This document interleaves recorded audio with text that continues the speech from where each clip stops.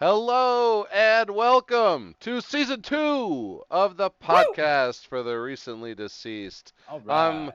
your host, Nate Roberts. With me, as always, this guy. Rodney Godek. How we doing, everyone? All What's up, right. brother? Oh, it was a long break. I really missed doing this, so I'm really glad that we're back. Um, Mm-hmm. I did get to watch a lot of classic horror because we kind of only do new horror on the show. Right. As I What was kind of just classics? I was just saying, I watched In the Mouth of Madness and Prince of Darkness. So Well, yeah, both those John are on Shutter, Carpenter's. right? Uh, I think Madness is. Madness was because I want to Yeah, say that a lot of John Carpenter were on Shutter yeah. last month I because think I they. watched I watched The Thing and They Live with Sarah. Yeah, I think on August 1st they fell off. Probably. Because I did just watch Prince of Darkness and I had to Amazon it, pay the $3 No, rental fee or whatever. yeah. And that was, I'd never seen that movie before, and that was weird. I mean, I haven't seen that one yet. yeah, Carpenter's the man. It's a weird one.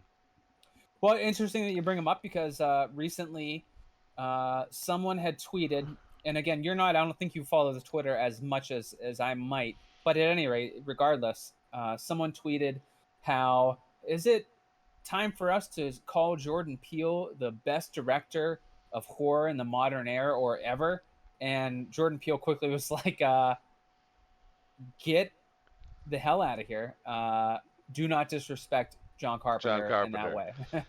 So it's kind Yeah, of funny that you mentioned that because we're talking about Jordan Peele tonight. I actually remember that tweet, and I remember thinking to myself, "Is John Carpenter the greatest?" And I actually, so like, I checked myself on it, and I think that he probably would be given the title if you objectively went through everyone's work. Sure, it's Um, such a long career, yeah, and there are some A tier movies that are genre defining or subgenre defining in within horror slash sci-fi. So it's like that's a shoe in. It's just he has made a lot of garbage. It's sort of like the same thing with Argento. He defined Giallo in a lot of ways, yeah, but he has some awful ones. We reviewed Black or Dark Glasses not long ago, and it's not great. It's yeah, okay. It's entertaining, but it's not his best, and so it tarnishes a little bit of the luster of a great director. But yeah. they're allowed to make trash from time to time. Everyone has those. Sometimes you need to eat, and the work that you make is not going to be the best, but you get a film, you do what you can with it. Yeah, I mean, I honestly though, when I looked at all the IMDb's, I actually had trouble coming up with an actual like rival. I mean, Sure. you've got the Dead movies from Romero. That's all he really did. You look at Wes Craven. He has got Nightmare and Scream. Uh, you know, Carpenter has Halloween, and then he has a bunch of one-offs that I mean, Scream's a great Yeah. franchise, but Scream is no thing, right? Right. It's they're A tier or S tier in their own little niches. It's just that Carpenter did so many other ones. Yeah. Snake Plissken as a character. Oh, Granted, right, the second movie was kind of garbagey, but it's sort of fun garbage. right, right. But New York was excellent, I and with just They wa- Live and with Halloween, it's oh just that there's so I did. much. I also just watched Big Trouble in Little China Of course, yeah. last night with Anastasia. She had never seen it before. Oh wow, Yeah, she hated it. yeah. And I could see it. I mean, I could see why. Like, if it wasn't for nostalgia, I don't know how good that movie really is. Yeah, It's it's a funny thing happened to me this weekend. It's similar. I showed so my children are well, one's 5 and the other's turning 7 in October. And I'm like, I'm trying to introduce them to horror. So they're already doing the Scooby Doo thing, which I think was sort of my beginning gateway into horror because they deal with spooky stuff and mysteries. sure. But so I've been showing them some scary movies. I showed them Arachnophobia earlier this summer. So this Right. weekend I was like, let's watch some monster movies that are fun and approachable. So I was like, okay, we're gonna do Ghoulies 2 and we're gonna do Critters because there's some violence and gore. There's a little bit of language, but for the most part, it's not.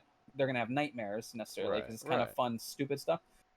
And I was watching. I'm like, yeah, these are pretty awful, but they're kind of fun for me because it's nostalgia. So I had to by Sunday afternoon before they were gonna go back to their mother. I was like, let's watch Tremors because this is also not that inappropriate. There's more language, but it's a much better movie as Oh far as a yeah, creature feature, and they loved it. They were yeah, my 5-year old. When the road crew is doing the work and the jackhammer gets taken by the tremor or the graboid, and oh then he yeah, gets pulled and taken over the cliff, he's cracking up laughing at it about this dude dying. I'm like, oh my god! And then the yeah, other guy gets crushed by rocks, and he couldn't stop laughing. I was like, this is great. This is good yeah. news. I And I then I love they loved it. Tremors. I love Tremors. Kevin Bacon, Fred Ward. I mean, come on, that movie's a classic. Yeah. And recently we reviewed ship. What was it? After Midnight, Right. and Val was the name of the buck that the main character shot in that. So shout out to Christian Stella, the cinematographer slash DP on The guy who did everything else. everything else that really made a difference in the Battery, which was a zombie film made in part with Jeremy Gardner, who starred in After Midnight. So quick little side note, Tremors has a big allure. So, anyways, but I was just saying the Everybody certain loves movies Tremors. do lose their enjoyment as an adult. You see why it's not watched by everyone. Yeah, yeah. It It's goes from like solidified. It's solidified for us at a certain time in our lives, and it doesn't have the same appeal to a different generation right, or someone that right, didn't see it as a kid, like she didn't. right. Exactly, exactly. She can't get into Goonies either. It drives me crazy. I'm okay with that. I'm not a huge Goonies stan. All right, all right. Okay, so for tonight's episode, let's talk a little bit about the show. We normally are on the two movie format. I think we're cutting it down to one. That way we can talk about it in more depth. We can, really chew the fat, get down to the meat and other such metaphors about food. So tonight, Okay. so tonight we'll be digesting, if you will, Nope, the latest from Jordan Peele, his third direct directing perform whatever, uh, Written director written and directed film, yeah. because he wrote Candyman, so you can't Uh, a yeah, Jordan Peele joint, we'll call it. a Jordan Peele To joint. Yeah, Spike Lee kind of like made that his thing, right? That's a Spike Lee Yes, joint. that's a Yeah. Spike Lee thing. Yeah. Does Tarantino Um, have a word for his films? It's No, but we were talking about the schedule earlier, and I think I filled in one of our dates with a movie that has Snoop Dogg in it. Speaking of joints. Oh, okay. He just, I think, broke the record for having the world's largest gin and juice made. Oh, nice. It's like a Great. giant. It looks like a dunk tank filled with liquor and orange juice. It's fucking stupid. That's that's awesome. Congratulations, Yeah, Mr. Dog. yeah. With his Um, mind on his money and his money on his money on his mind. mind. Yeah. All right. So, nope. So what we're So, gonna well, do? our format. Oh, So our format. we Yes. because we sidebarred again. Sidebar. Yeah. So the format.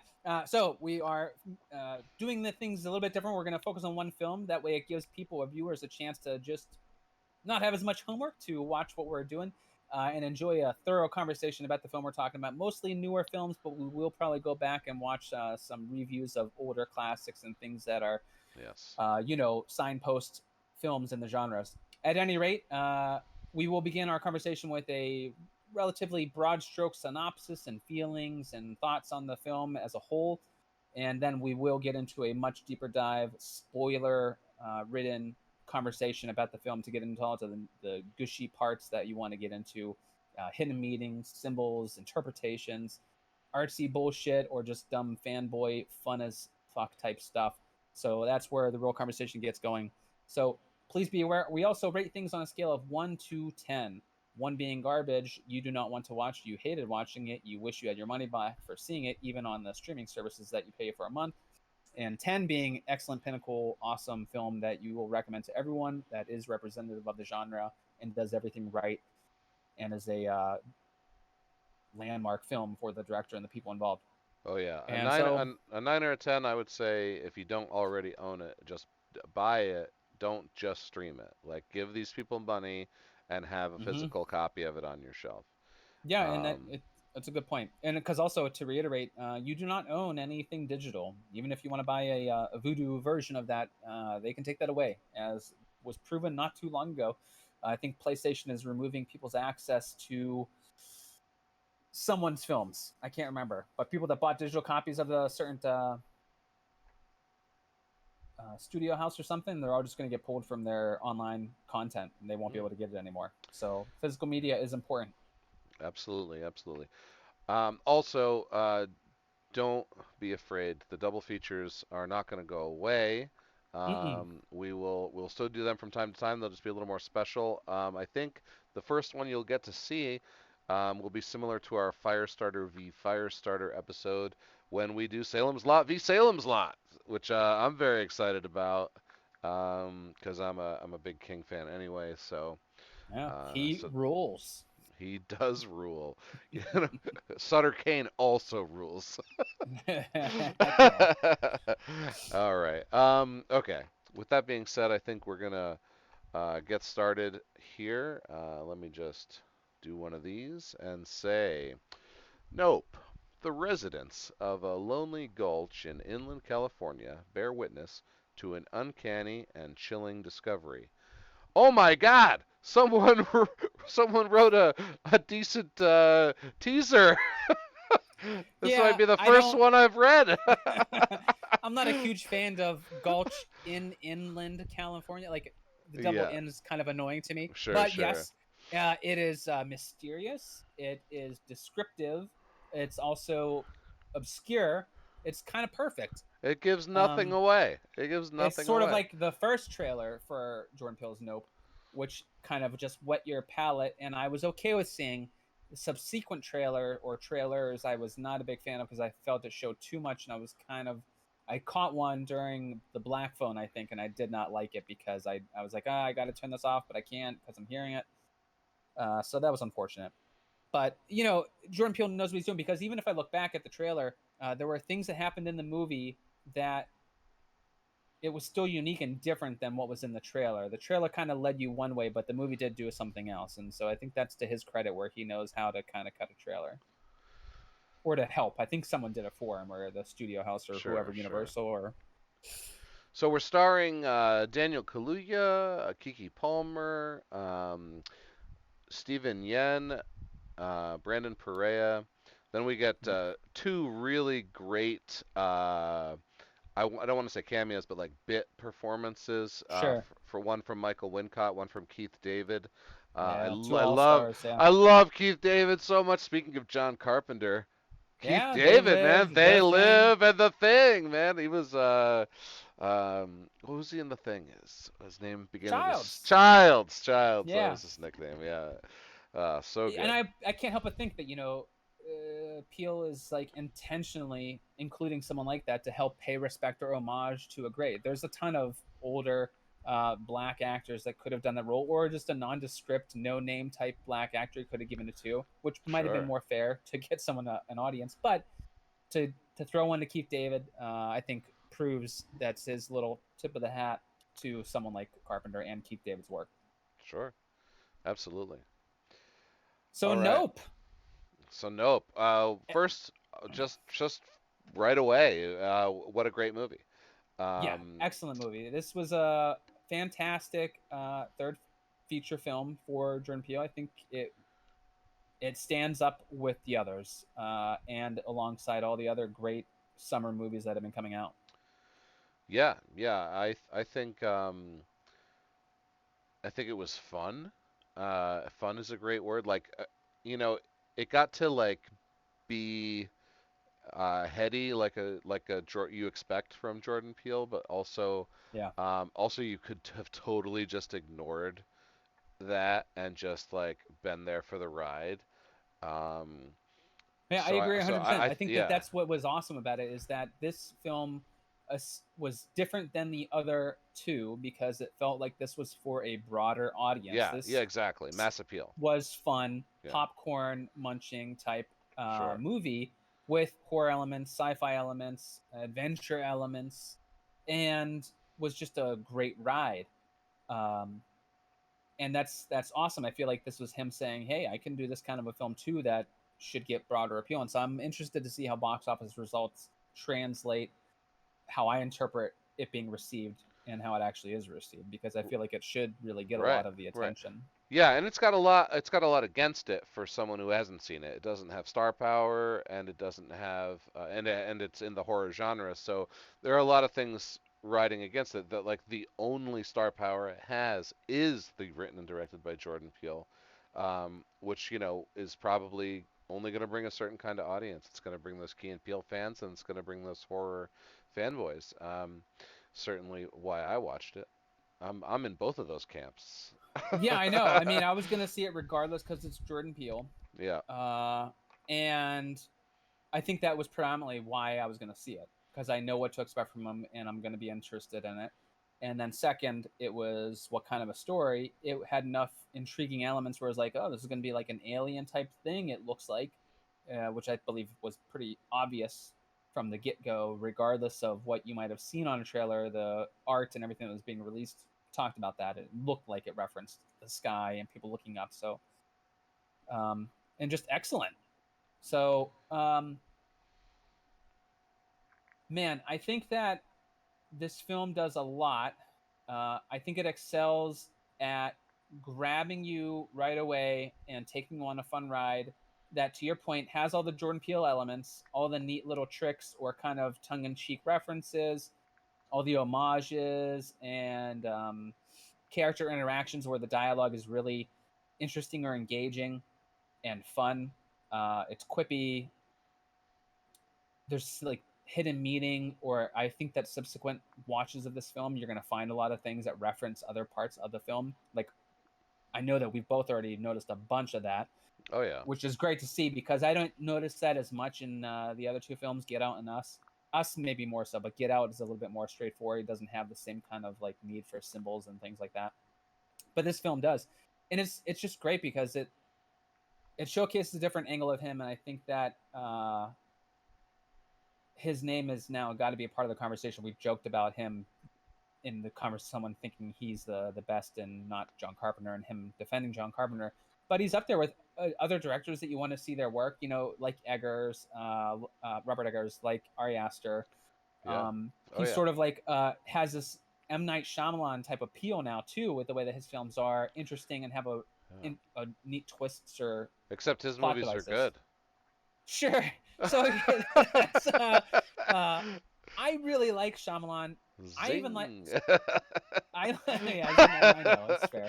But I was on board Shyamalan through Sixth Sense, through Unbreakable, through Signs. I like The Village a lot. Um and then it starts to waver. Yeah. I Uh I okay, I waited too long to watch Sixth Sense, so I knew everything. oh, so it was useless too, yeah. Yeah. I did not like Unbreakable. I did enjoy Signs, and I did actually enjoy The Village. The twist was fine. Like I Yeah, it didn't was cool, I and it's a romance movie yeah, in a yeah. sense. It's about love, and like, and William Hurt makes that very clear in his monologue at the end of that film. You know, the world moves for love, and it's, to me, as like an emo high school kid who was on the outskirts of all the social groups that just fawned over certain girls I knew were unobtainable and listened to goddamn screamo and everything else like that. Like, it spoke to me. Okay, it's Right, pathetic right. in a lot of ways, but that's where my head was at the time. And it helped me feel good about shit. And so yeah, Shyamalan. Who knows? I haven't seen Old yet if he's turned the corner or not. But Yeah, I keep putting it off. I keep seeing it there and going, one of these days I'm gonna get to that. yeah, I don't know. I know because it's never seems like it's gonna be fun. But Yeah. man, so Nope. So back to Just Nope. through and through, we would both definitely recommend this movie. Is that right? Absolutely, absolutely. If you haven't seen it, go see it. Pay the money, get the box office ticket, be part of the statistics. Movie theaters need you now more than ever, so they don't die to this annoying, horrible streaming crap. Yeah, I mean that's sort of, I agree 100%. Some people argue that things coming straight to streaming is not bad. Um, and I'm on the fence about it. I understand why it's necessary, and I think it is good that it's giving a platform to films that probably would go under the radar and not be seen by anyone if they Sure. hadn't had the stream platform. But I do hate that certain things are never going to be in the theater, I mean, and that's very frustrating. I'm never gonna cancel my Shutter subscription, but I would love to cancel, a few others, right? Sure. Like my HBO Max or my Disney Plus, like all that stuff can go back to theaters and Blu-rays for me. I don't need a subscription to those services. Yeah. Netflix I'm gonna keep around for a little while just because of some shows. Hulu I've already canceled, and so it's pretty much just like Shutter and Netflix. Right.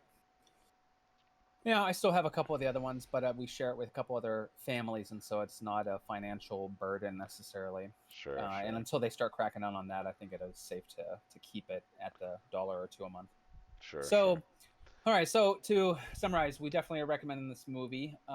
It has all the things that you would want to see in a fun summer blockbuster event. It is big. It is not a narrow scope movie. It deals with a lot of thematic elements that are all about this idea of an alien entity and these characters that are trying to navigate their way in modern day Hollywood as horse ranchers and horse trainers. And so it has a lot of cool commentary and dialogue about their place in that historical context. Take it or leave it. You don't need it. I think it makes them for a much more rewarding experience. But like you had said, it doesn't to say alienate an audience. It doesn't. Right, It is still very welcoming and accepting because by the end of things here, you're going to be in for what Jordan Peele is very out front and outwardly saying is a spectacle. And right, right. there's so much to interpret and to peel away, and that's what we're going to get into in our spoiler section. But man, it's a great ride and well worth the price of admission. I landed at 8 stars for Nope. On our scale of 1 to 10, I landed at an 8. And man, I really wanted to give this movie a 7, but the more I think about it, I have to also give it an 8. Jordan Peele subverts expectations again, and what he what he does is, it's if you're not familiar with the term, or like how magicians and or comedians do what they do, right? There's like a setup, and the setup walks you down path A, and you expect that at the end of path A is the end of path A, and they give you the end of path B without walking you down that road. And but the actual path B is similar enough to path A where you can draw the logical conclusion that path B doesn't not make sense, Mm-hmm. right? So that's how they do it, and Jordan Peele just he just did it again. He knocked it out of the park, and he also did it in, as we keep using this word, blockbuster. He did it in a way that he hasn't done it yet. His Yeah, last the two his scope last of two this films, film is yeah, huge. it's huge. The last two films, um, they were big. They weren't huge budget, but they were actual studio films. But they felt like they could have been independent. Well, yeah, Um, for the most part, they're all shot in small interiors. There's not a lot of large exterior environment shots, and in this film, there's a ton of them. And so, just the amount of production that's involved in getting to create a movie of that scale and that magnitude, it costs a lot more money. It takes a lot more time. The more people are involved, it's it's a completely different animal. And his ability to go from that closed environment and setting with us and Get Out to then do something of this scope and scale and production is like seamlessly is a testament to his abilities as a writer director on this level. It's awesome. So yep, we're both landing it at an 8. yep, Go out and see it, please absolutely. do, especially Also, before our next segment. I'm also impressed that all three films were written and directed by Jordan Peele. Yeah. Candyman was so good, written by Jordan Peele, directed by Nia DaCosta. Hmm. Um, you know, as so done so well. It's almost like was she calling him up, being like, "Hey, what did you mean when you wrote this?" Or was he on set every day just like helping out because it was just done so well. Like you feel like Nia DaCosta delivered exactly what the script called for. Hmm. Um, Yeah, it seemed and like a really good. The conversations and the relationship should have been pretty strong throughout that yeah, because it just felt seamless with the way that it was written and then portrayed on film yeah, and the fa- and the through her eyes. and the fact that all three of Jordan Peele's films, he hasn't had a writer to lean on. It's Hmm. he's been doing all the work. In fact, I think if I remember correctly during the credits, this was written, directed, and produced by Jordan Peele. Yeah, yeah. So he's wearing a lot of hats and he's getting work done, but he's also delivering the art that he wants to deliver. Right? He's not being told what to do by some producer who's like, the studio needs you to, show a Pepsi can in this scene. Yeah, so we're not watching Studio 666 with fucking bags of Doritos all over the place, and then, hey, involve the Doritos in a part of the movie. Okay, we're gonna have someone step on the Doritos and you're gonna he's, get upset. he stomped on my Doritos, bro. Not cool, man. What a dick. Uh, all right. So, With yeah. that, All right. let the spoilers begin. Yeah, there is a ton to peel away, to quote to uh, peel our friend. to peel Yes, away. peel. Right. Man, so I guess up right up the gate, I think that in general, the biggest thing for me that I think is huge spoiler, and you should not be listening to if you haven't seen it yet, but the reveal with the that this is actually not only is it a Western sci-fi horror film, it's a creature feature. It is a creature feature. This was my favorite reveal of the film, that the UFO was not a flying saucer. It was a monster of some kind. I I don't know why I had never thought of that as a possibility. Like I'm watching, I'm like, man, it's moving like fucking crazy, man. That's a crazy Ah, thing. That crazy ship. What are they gonna do? And then even yeah, whenever they do the tease in the barn, which we'll get to, like I was like, oh my god, this is what's happening because that's what you expect. And yeah. like you had said already, he subverts your expectations. And I don't know who the fuck came up with this, but it's just excellent. And Oh, yeah, it's a creature, and yeah. it It's a makes creature. so much sense. And the whole look and design about it is perfect, Nate. Yeah. It's the air is just like in a lot of ways similar to water, and Water, so water. This is yeah, when you consider the Earth 70% water, the oceans like 90+% not explored, there's creatures you don't know about. The yeah. same could be said for in the air, which I know you have a theory on, Yes. but the way that it moves, the shape of it, and the way it's able to Yeah. navigate, it all makes sense that This is this this is thing is a thing. definitely a monster jellyfish that treats air like water. That was like Yeah, my big like takeaway for what the monster was. Like it's a jellyfish kaiju. Um, that okay, think about the history of flying saucers, right?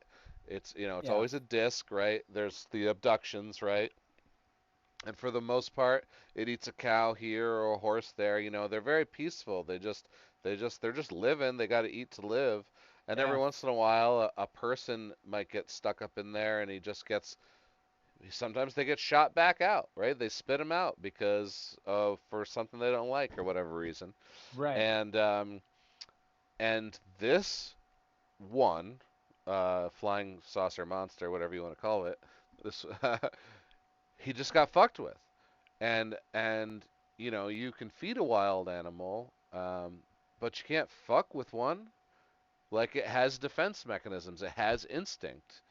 And I think that's exactly like what he's showing us here, and especially with the correlation to the monkey story, which I'm sure we'll get to. um, that's the big foreshadowing. They show you this monkey story like 10 minutes into the yeah, movie, and then and then exactly what happens in that monkey story happens to them Hmm. later. Yeah, they're living it. It's That just that yeah, the retaliation and the outburst kind of is a longer lasting thing because it's not a closed environment that it has to all be resolved so yeah. quickly. So yeah, but I think I just wanted to like mention it right away because like that reveal to me was so exciting. I don't know why I never thought of it, but I had never thought of the ship is It- actually a thing, yeah, and it was beautiful and terrifying, and what he does with it was was impressive, right. and what it allows him to do with it then, and the fear of it. God, it was perfect, because it became like Jaws in a lot of ways. When Yeah, we talk about Spielbergian and the scope of it, yeah. there's so much stuff. So Uh, let's just go start from the beginning because we've already talked about some of the symbolisms and things that are there. Let's sure, just start sure, from the get go and we'll just go through things. And so you sure. mentioned the chimp attack. So the S- film starts with the audio segment of Gordy, the TV show, the Yeah, fictional TV show that showcases on a chimp that Stephen Yeun's character Ricky Jupe um, was a star of, a child actor star. And there you just see the aftermath of the chimp going ape shit on the set after being disturbed or shocked by something, and yeah. it sounds like it was like a balloon pop. A balloon And so yeah, popped. it just Yes. opens up and you just see the gore of it. Unfortunately, but probably fortunately, it makes sense. There's a CG chimp here.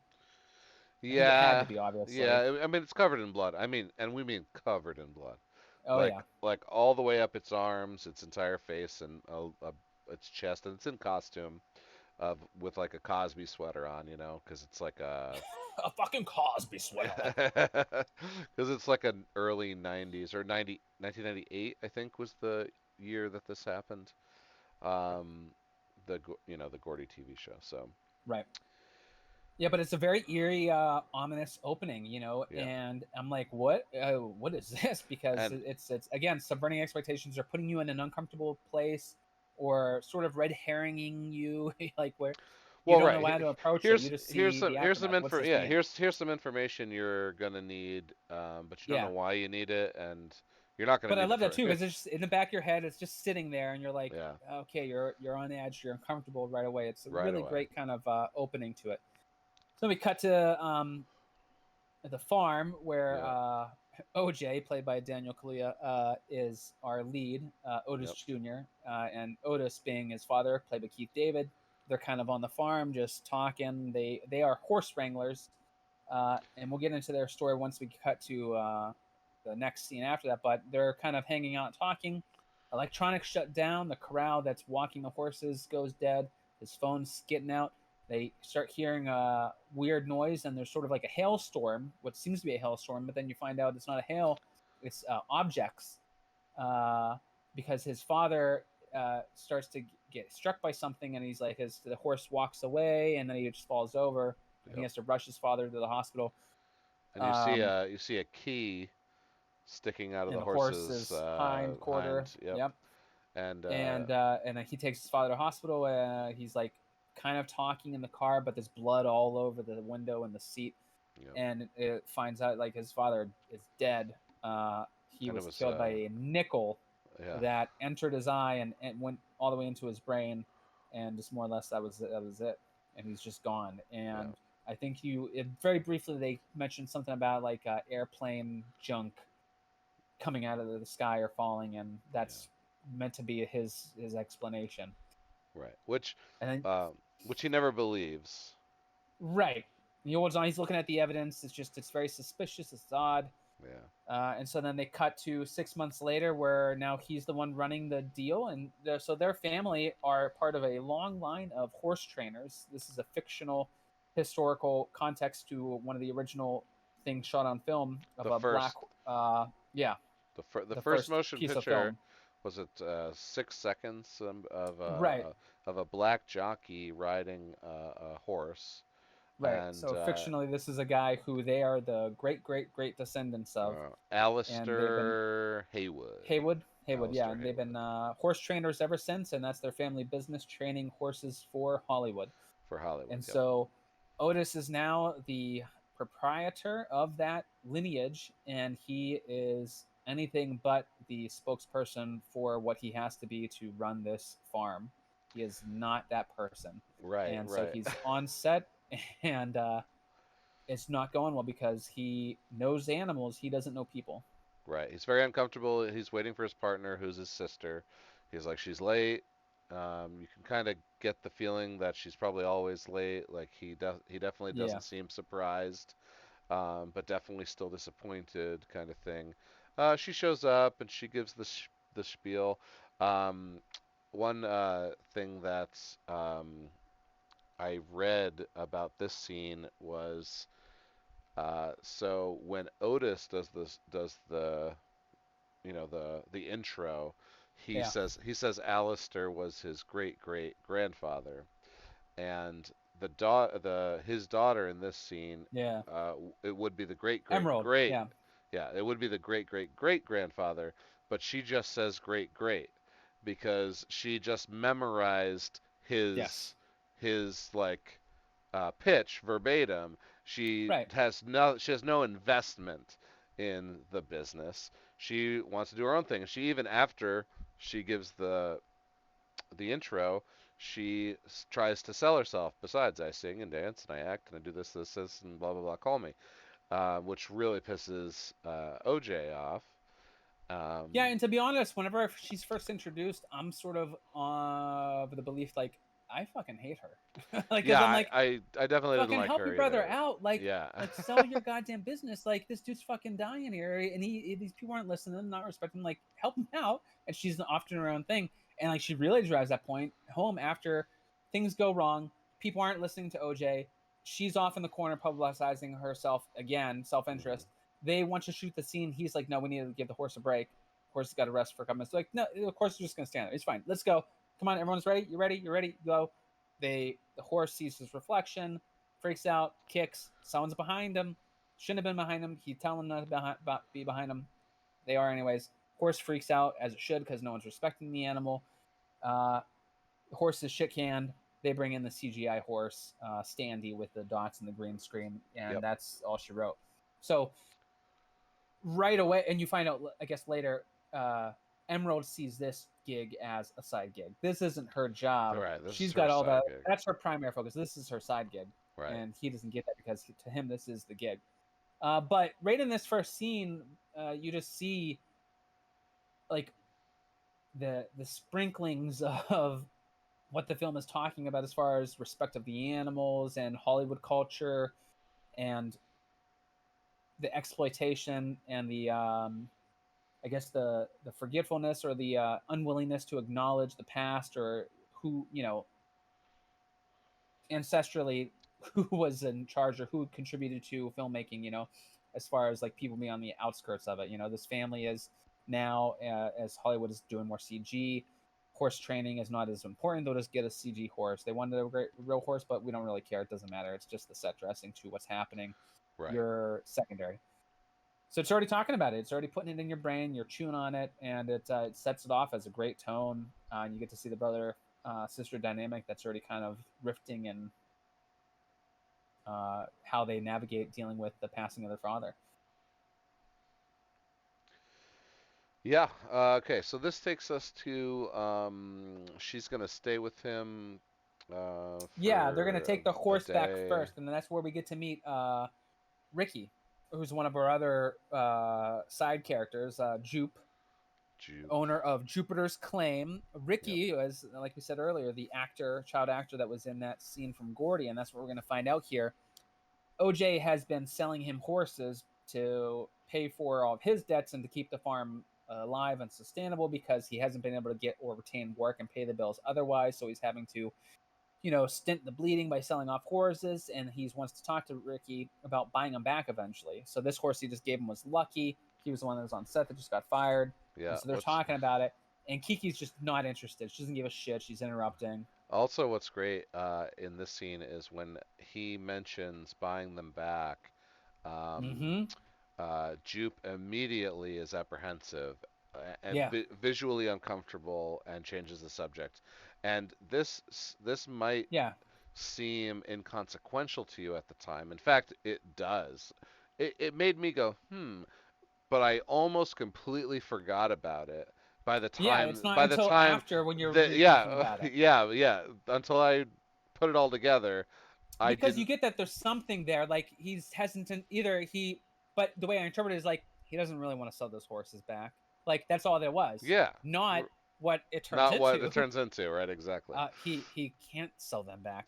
They're dead. They're dead. The horses are dead. uh, yeah. So, but Kiki's interrupting. Keep on. Fuck. Emerald is interrupting the whole time, talking Yes. about the movie. And again, this is another cool little reference. She's talking about the kids, like, "Oh, you're the little Asian kid from the movie. Whatever happened to the little black kid from that movie?" And it's like, yeah, some child actors they go on to do great things, and other child actors don't do shit, and like they're just put to the wayside for whatever reason, A, B, Right. or C. So he's in this famous movie that they're talking about, the one that he made this theme park out of, Jupe. He was one of the actors, but he's like he because Emerald is so into it. He's like, I've got a back room that I don't show everyone. You want to go see it? Because he's happy to leave the conversation about the horses Yeah. and go on to Emerald. You don't realize why. It seems like Emerald's throwing things off, Yeah. and And you it's resent her for it. But it's actually he wants to take him in there because he wants to talk about this. And so this is a whole back room that he has on his theme park, which is about other cool Wild West attractions. But this back room is a shrine to to Gordy. Gordy. Yes. Yes. It has the shoe, which we'll talk about the significance The of shoe, yeah. Did you? later. Oh, yeah, The the shoe with a shoe. single drop of blood on it, and Uh huh. it was The so cool. upright shoe. What It's else is got in different there? the posters from the TV Yeah. show, other paraphernalia and memorabilia from the TV show that was short lived, and you can see he's like he has such reverence for it, and like this was his moment to really become something special. You know, this was his growing pains. You know, this was everything to him, and it was cut short and taken from him by this horrific and tragic event that occurred with the chimpanzee actor that they were using.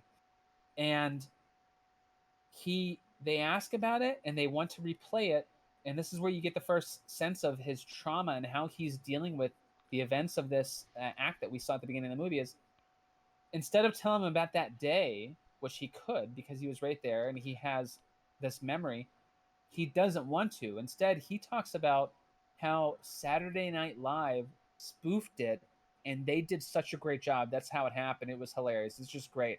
And he Yeah. goes into detail about the Chris cast of who Kattan. was in Sarah, Yeah. and Chris Kattan is the monkey. It's the And he's monkey. like, Yeah. he just killed it, obviously. I mean, Kattan. It's And I'm Kattan. Yeah. like, this is true. If you remember Mr. Peepers, it was fucking hilarious. He Yeah. would eat apples so Just ravenously, and he'd hop shred on him. Will Yeah. Ferrell's face, and he would. You remember he'd get up to his face, and he Yeah. was, and like Will Ferrell's trying to compose himself and not lose his shit, but like, how the fuck are you supposed to do that with this guy? Yes, Yeah. anding everything you're doing with these insane gestures. And so it's like it's hilarious because you can picture those events, but it's so jarring for you because you got to see those events, albeit briefly. You got to see the aftermath of it at the beginning of the movie, and so you're like, you see how fucked up this is and how Yeah. he's so gone from Yeah. the life of real Yeah. life, what he's experienced, but he's still stuck in that moment. He's Right. still reliving it every fucking Right. day. Oh It's yeah. a shrine. He's thinking about it Yeah. every goddamn day. Yeah. And he It- hasn't processed it. He hasn't dealt with it. And he hasn't learned from it. right. So what's funny about Jupe is that he's essentially the protagonist, right? And you just don't know that until the movie's Yeah. over. Daniel Kaluuya and Keke Palmer, they this movie happens to them Mm-hmm. because of Jupe. And Jupe's trauma and his inability to Yeah. grow and move past this horrible incident from his childhood. And we'll bring it all together as we get closer to the end of the conversation. Yeah, But that's the thing. That's the thing. Like, we have to take a minute and just. This is what is so great about a Jordan Peele movie is there's so much that's sprinkled throughout that you get little tastes of that you know that there's significance or there's importance or the way that it's shot, the way that the actors convey the emotions of the scene or the events that are transpiring seem relevant or purposeful or have intent, You don't always know why. It's just, but it keeps you engaged, and things get resolved or um, doubled back on, referenced again, and it completes this cool picture that gives all of the cool actiony, otherworldly experiences that are going to happen through the film. It gives them so much more weight and interest and depth, where you can feel so much more complete as a viewer for having been a part of all those other scenes. Yeah. You don't need them, but they're nice. It's all of the backstory and all the cool shit that is comes full circle, and it makes the viewing experience so much more enjoyable because you feel that there was meaning and purpose for all of that other bullshit that you just sat through. Yeah, And yeah, it's like all of this is, like you said, it's all in, important to the evolution of all the characters. it's why Jordan Peele is going to be a heavyweight. Yes. It's why you can call this movie Jaws in the Sky. You can make the Spielberg references because when you look at, let's say, a movie like Scream, as good as Scream is, the art, it's not really there. Like, there's clever dialogue, there's good kills, there's some Hmm. suspense, uh, but I'm not. That's not an artful horror movie. Yeah, they find Where unique ways to play that one note in a lot of different ways and Yeah, reference it from no, start to finish, but it is still sort of that one note little thing here. it's a great And this, movie and yes. Oh yeah, no, I'm belongs pretty sure it's in a 9 or a 10 for the both of the us. Hall of Fame of horror, but it's not the art of Nope or And Us that's what's or crazy or Get because Out. it's and that's what's crazy about this one specifically because it has all of those artful touches, but it's still a fucking blockbuster sci-fi western Oh yeah, adventure epic that a dum dum can still appreciate. No disrespect to the dum dums out there, right, but right. it's still Yeah, awesome popcorn. the third act is straight popcorn and a thrill ride. Getting there, might be a little slow for some people, but Yeah, I it's think that it's we de- both agree it's there. yeah, the pacing was a That little a the little wonky, but it's worth the ride. It's worth the Yeah, ride. there's good stuff there. It's just it does slow down because like it goes to like a second evening where this entity is going to be interacting with, and it's like just taking a little bit more time to get to the goods than it seems like it should have to take. It all logically makes sense. It's just it gets a little bit stretchy, Yeah, and like and almost vamping for well, time just to increase the runtime. And they but def well that's a nitpick. they had to like add the angel character, and they gave Yeah, they gave him a lot to do, and then of course getting the director on board because he didn't come right away right. That had to either. have a logical. Right. I think that it was the thing that I think it just highlights is that he's not willing to throw a band-aid on or just throw a Right. character in because you need the character.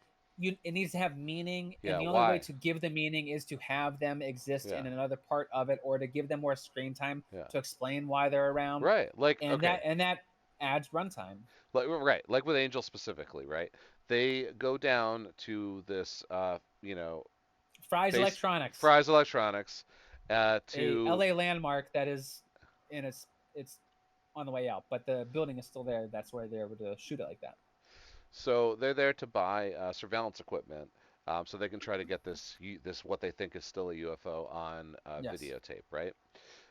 So Angel's like, "Hey, you want the installer package?" And they're like, "Nah." He's like, "You're gonna install this?" He's like, "Yeah." He's like, "No, you're not." Like, how long you think it's gonna take? So he basically talks him into letting him install it. So when he goes out there and he's installing the stuff, he's with OJ, and OJ's like, point it up. Can you point it up? Can you point it? Like, Can we go higher? Can we go higher? And now this guy, who just, he happens to be a UFO freak, um, uh-huh.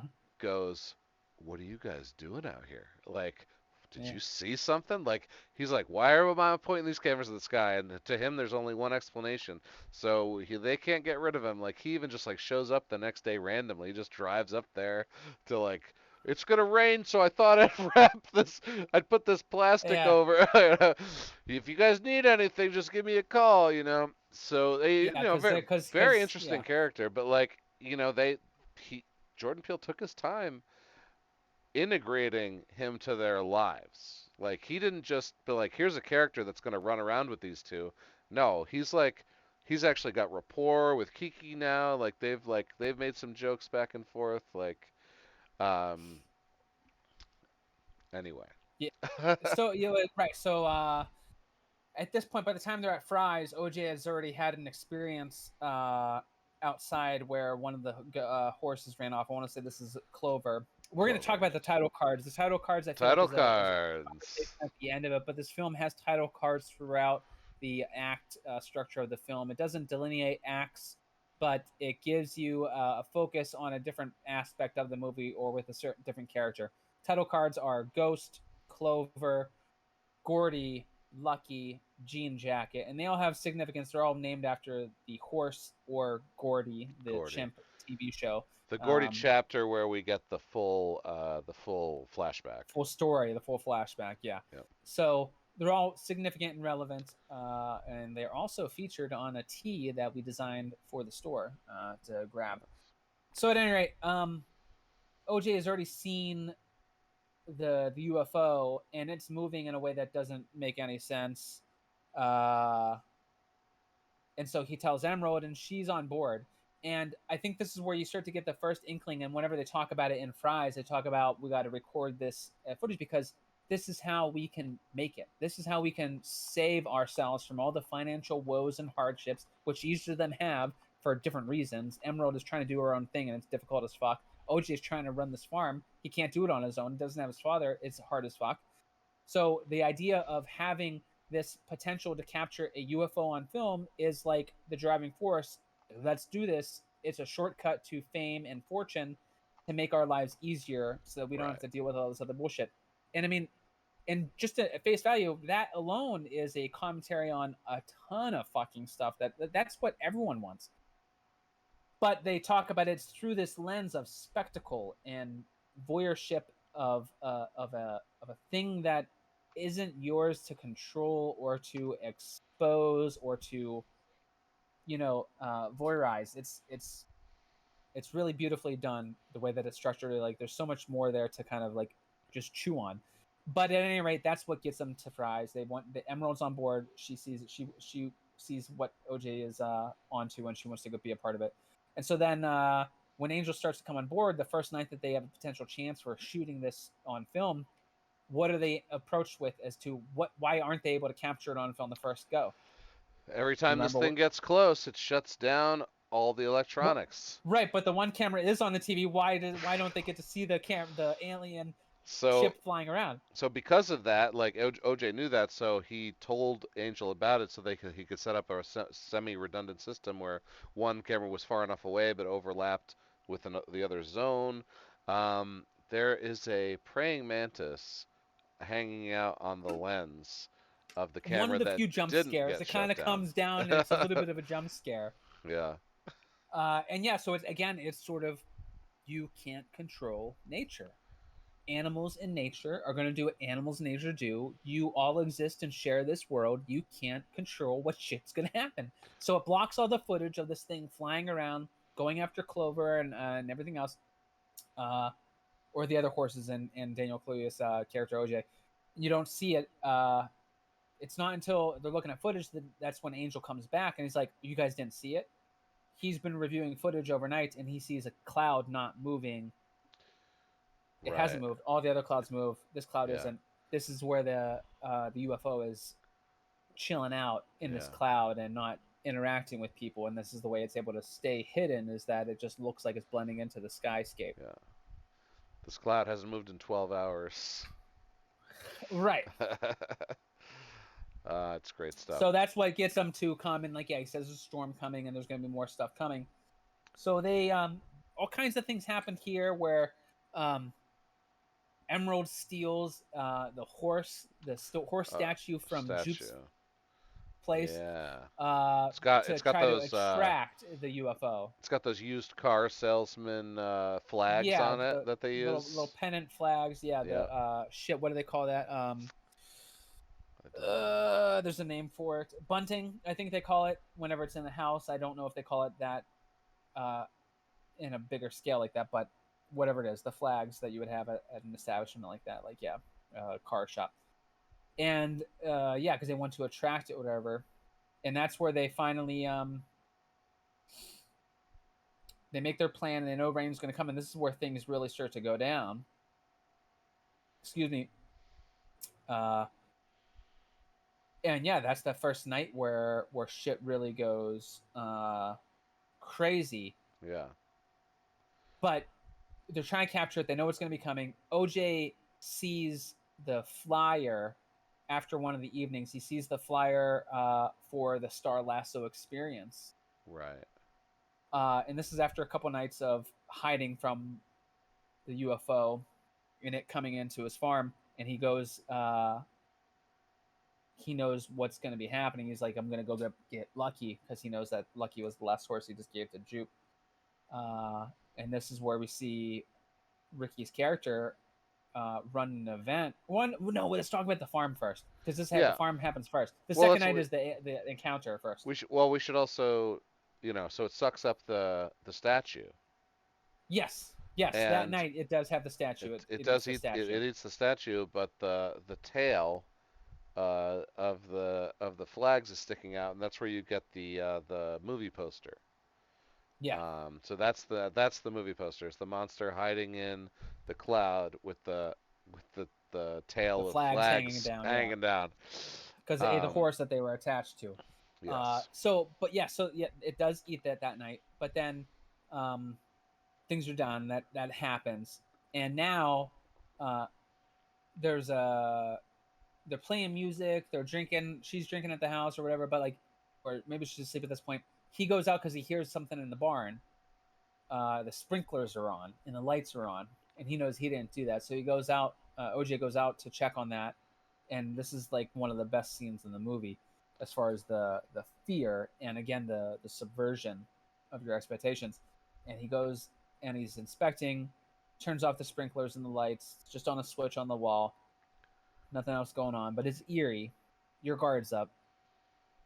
He starts walking away, and sprinklers, lights, and he's like, "What the fuck?" Yeah.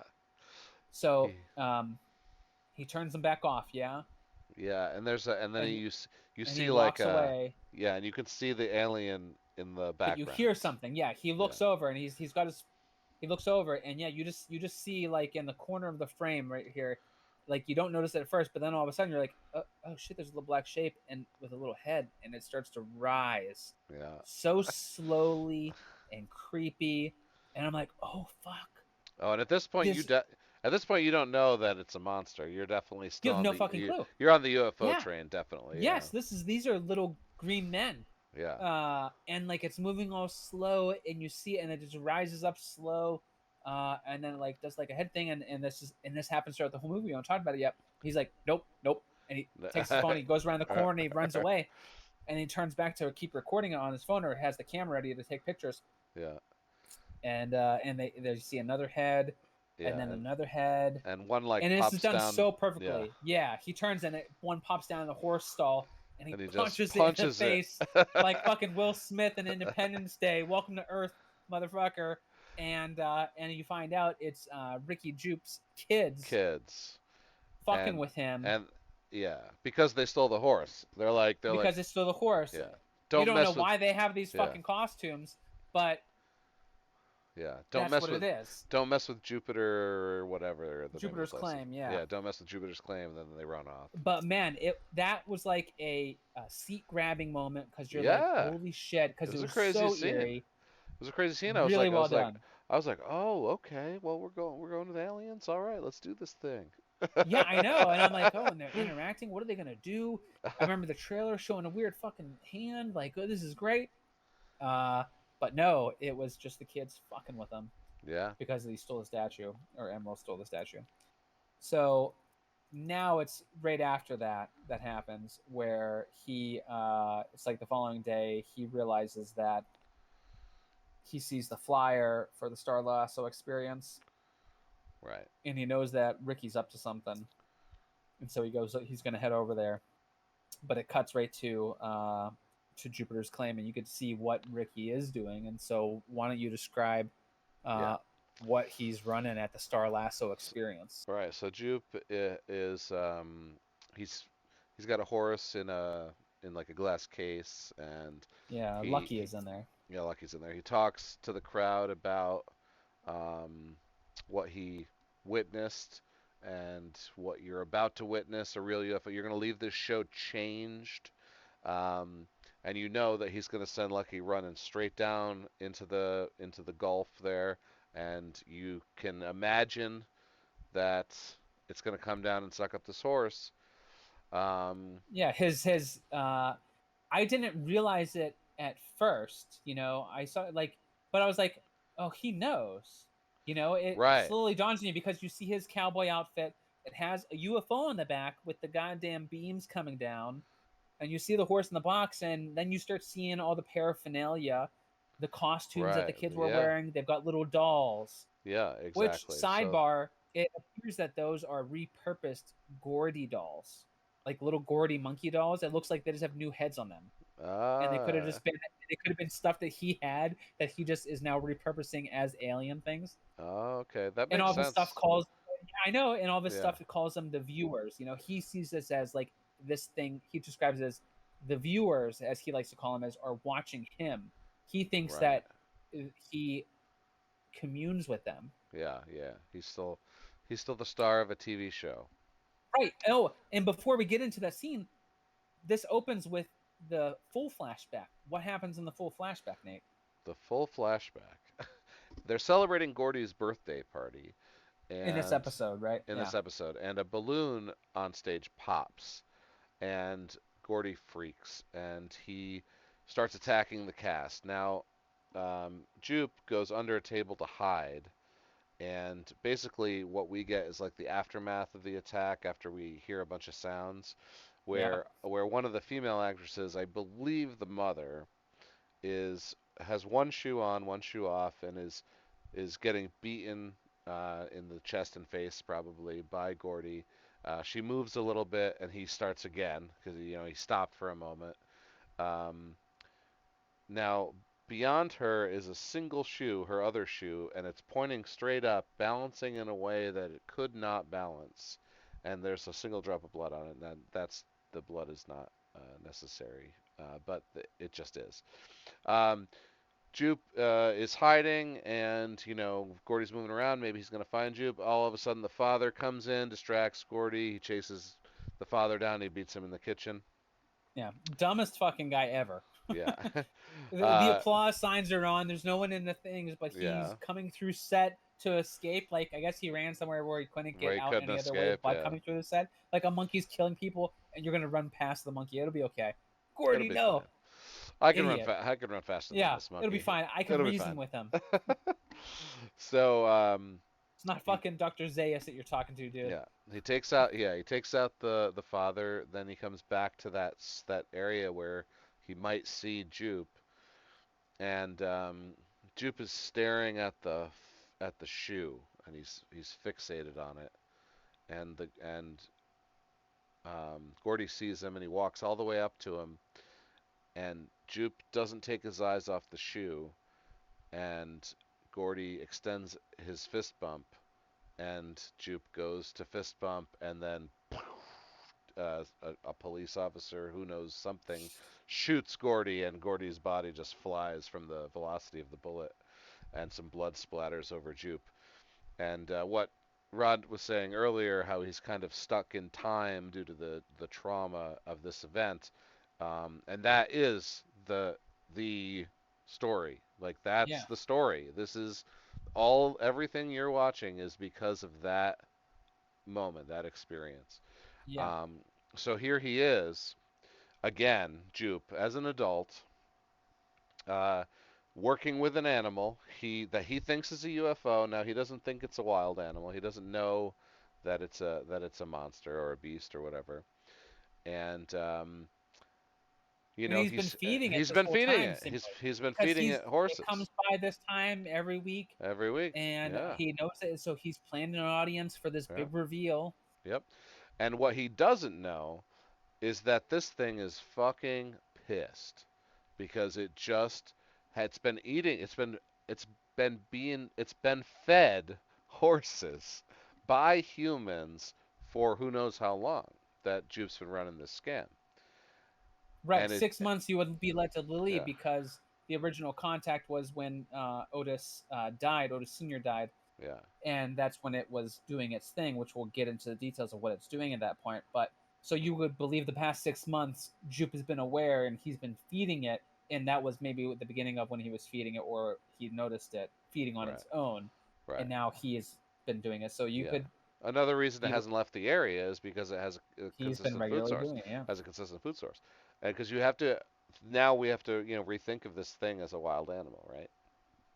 So it was just fed a horse that it could not digest and probably hurt it and damaged yeah, it in some way. Imagine swallowing a giant stone thing about the size of your normal food and it presumably being fed it by these humans you've come to trust over time because they've been feeding you. Now, so what does this wild animal do? Well, it's hungry and it it comes out and the crowd is like, "Oh my God," and it flies straight down to the audience and Jupe and it sucks them all up. yeah. This is wild. So there's a few other This things, this and scene is incredible. This is yeah, incredible. This is it's horrifying. yes, This because is really like the we ultimate in terror. we also get to see inside the creature for the first time as like they go up its esophagus, let's say, for lack of a better Right. term. Yeah, because that's what it is, and it's like you know, as far as alien abduction films and where you get to someone is taken by an alien force and get to see what they do to it. There's not a lot that I think has ever driven and frightened me. The only film that really ever did that was Fire in the Sky. And Fire in the Sky to me is absolutely fucking terrifying during the abduction scene. It's mostly made for TV movie during the rest. But the scenes where this guy is being dragged through the halls by these beings, they strap him to. You've seen Fire in the Sky? I have not. Oh fuck, dude. I won't ruin the scenes, but the alien abduction scenes of this character that you see in the film are haunting, and they gave me nightmares for a long time. I saw this when I was very young. I really was really shooken by this movie. So this is what you see: is you see everyone sucked up. You start to see just like a couple people coming through these closed walls, wiggling through them. They're being squeezed, and they're all screaming, Yeah, and it's just visceral folds of stomach lining or yeah, esophageal lining, yeah, and they're screaming. You see one little hard like type little carapace type looking thing that looks almost like a sea anemone, uh, hard yeah. structure, but that's it. And they're all terrified, screaming, So, and yeah, that's all that you see in that moment. But it's you just feel the claustrophobia, the coming in. So the only other things I wanted to talk about the scene that we haven't had a chance to delve into. It's twofold. First, the one is that the other attendee at this thing was Jupe's co-star right from from Gordy, and this is the full circle thing where this references a lot of things, and I think this is just intentional Jordan Peele having fun with storytelling. right. She has all of the scar tissue and facial reconstructive surgery as best they could from this Yeah, attack. This is the co-star, child star that he right. was with, who's been horribly disfigured from the attack. And she's wearing the veil, the same veil that the woman that was also attacked by a chimpanzee in real In life real life, wore when she war. was on the Oprah show. Yeah, yeah. Or when she was interviewed by someone. Yeah, And they mentioned having the Oprah shot for for the yeah. alien that they want to That's do. what they're It's the calling driving it. force Yeah, with Emerald and OJ. And so there's all these like layers of interpretation and homage and reference and meaning and parallels with real life. Uh, and again, she's there. She's also had this trauma that happened, and she hasn't moved past. She's wearing a T-shirt that shows her photo as the fucking child actor from this thing. She's yeah, got this veil, and she's getting up, and that's what was another one of the misdirects from the trailer. You see her, and you're like, "What the fuck is that? Is that one of the aliens? Is that someone disfigured? You don't know what it is." yeah. It's just a woman, Uh, and she. her existence being there is great. The Yeah, other thing, the only other point before we move on to how things transpire after this, which is the night of the craziness at OJ's farm is the idea that you see the Gordy backstory, right? Yeah. And you see how now he is misinterpreting the UFO's actions as like a symbiotic relationship. He's Right. misinterpreting it. And I think that the flashbacks, and for me, the shoe kind of solidifies or helps drive this point. Like he very well could be a poor narrator of those events, or his memory of those events is not true to reality. Seeing the shoe stand that way is probably not really what happened, but it's how he's picturing it.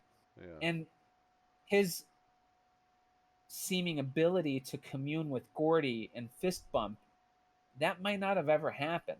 But that Right. might be how he has rewritten history to cope with it, to think that he wasn't ever at risk with Gordy. He Right. was Gordy trusted him, and Yeah. now that's why he thinks this entity trusts him, and he's Right. going to be fine with all these people, and he's able to exploit it now because he has a special ability that no one knows about, Which and is it's which. this Yeah. avarice that he has that hasn't been checked, but it's Yeah. nature, Which and is it's about to get checked, yeah. and it's Which is completely delusional, because yes, they go out of the way to say that there were three different apes that played Gordy on the show. So how could he have formed a bond with one of them? right. Yeah, Um, it's just in this moment he felt that way, and that's how he's rebranded because it's just too yeah. traumatic of an event to So, deal so, with or to live so with. let's stay right on this point before we even move forward. OJ has figured out that this is a beast, and also figured out that it responds with aggression when you make eye contact with it. Yeah, And you don't really know where its eyes are, but don't look at it because it'll take that as a sign of aggression, as a threat, and it'll come at you. Um, yeah, because he is a great horse trainer. He's right. of this Yes. lineage, and he respects it, and he understands it, and Right. that's what he knows and he Right. trusts. So if we go, there's a reference that OJ makes about a bad miracle, and then you have the vertical shoe, um, which is essentially for Jupe the bad miracle. He Hmm. stares at it instead of looking at Gordy, which essentially saves his life, right? If he Right, takes because his he's not eyes, making the eye so contact. if he takes his eyes off that shoe for a moment and looks at Gordy, Gordy kills him, right? That's what this movie is saying, the aggressive, primal nature of these beasts that these actors have no respect for. That the only people who have respect for them in this movie are OJ and his father, Right, right? And so, and a little bit, which we're going to get into in a minute. Filmmaker Antlers Holt. right, because yeah, okay, so yeah, we'll get into him too, because he's got Yeah, some interesting stuff going on when we see him. Holst. Antlers Holst. So this happens right away, right? So so it sucks up everybody, and then this is like evening Now because it's just the insane night. Yeah, yeah, it's the like six rainstorm's o'clock. coming. Yeah, it's like 6 o'clock when it sucks everyone up. So then by the time it gets to the farm, it's now dark, Yeah. and OJ has been to Jupiter's. He sees no one, but he sees Lucky. He right, gets Lucky. He yeah, puts him in the trailer, and it, he starts coming back to his farmstead with Lucky. with Lucky, And yeah, the rain is the falling, rain's falling. but the house is already experiencing something. Right, Emerald is with Angel, yep, and shit's going down. yeah, because they're still trying to get the Oprah shot. Um, at some point during this scene, an object pierces the windshield of the truck. The Yeah. passenger side, though, no one gets hurt. You'll eventually see that it's the horse that Mhm. they made it eat. It completely expelled it. Um, Yeah, but what? intentionally onto Yeah, OJ's truck. It's yeah, as if this entity, this UFO, this creature knows, yeah, almost that like who's maligned it yeah, in a way. yeah. It's like But I can't remember if that happens before it rains down on the house or not. it doesn't. It's not crucial right now. I Yeah. can't remember if it does that to OJ Right. first or after.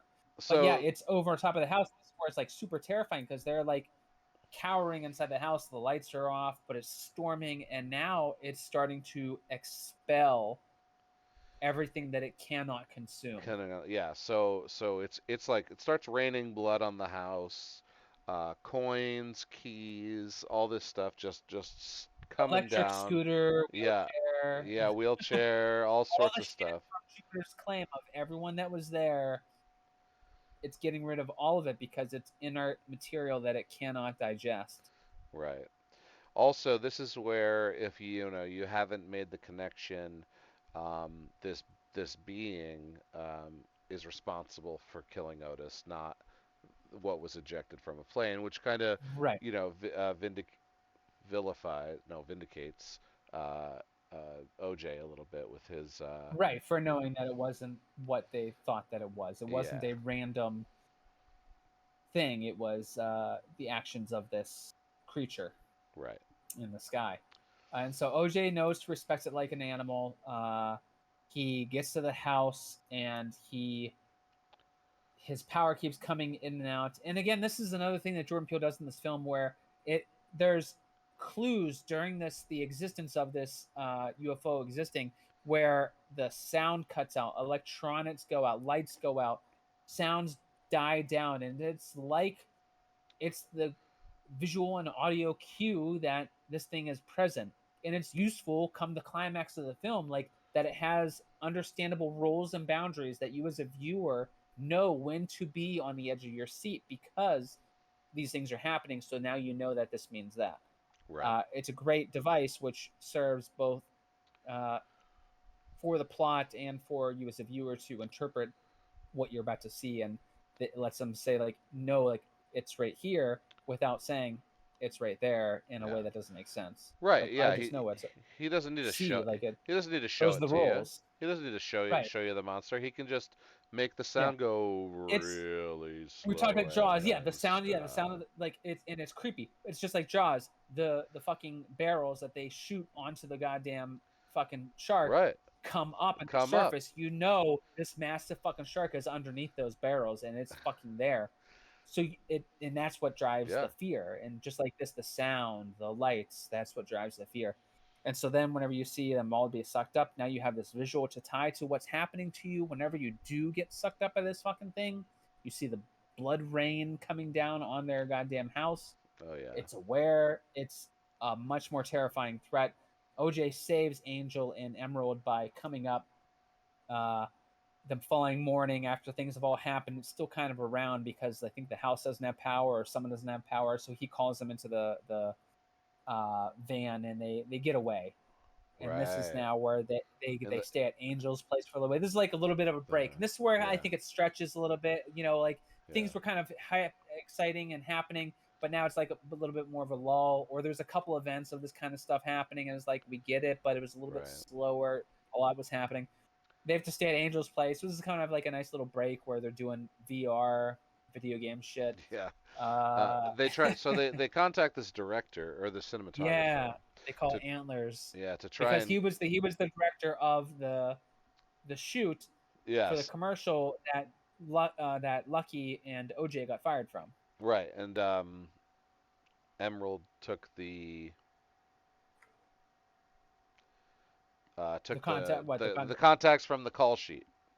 Yeah, Right. So she was able to call him directly, and and so he's just like, he's a great director, and there's the conversation. He's like talks about doing one for them, one for you.